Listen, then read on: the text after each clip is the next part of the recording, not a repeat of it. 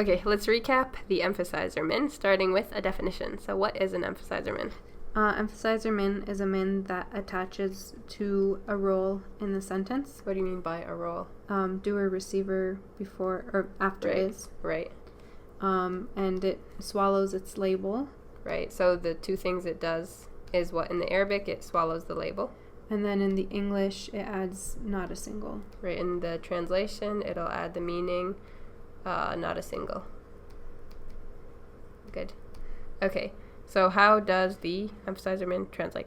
We just did that. Oh, not a single. Right, translates as not a single. Good.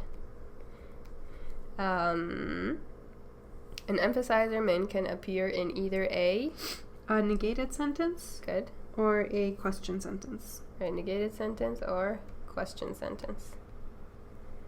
And then, what roles can the emphasizer min play in an action sentence? Doer or receiver. Right, or more specifically, what can it attach to?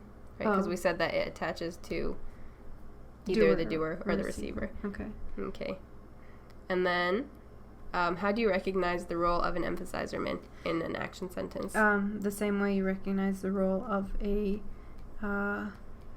label-less word. Right, same as a label-less word, because we said that the min swallows up the label of the doer and the label of the receiver. Okay, and then what roles can it play in a is sentence? After is. Yeah, it can only ever be the after is.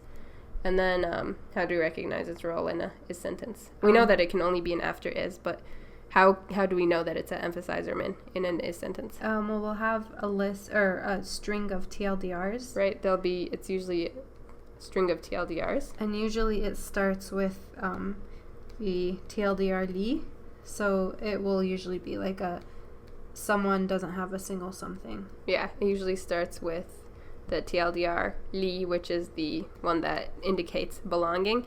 And then, of course, it'll be in a negated sentence. Right. Just like the action sentences.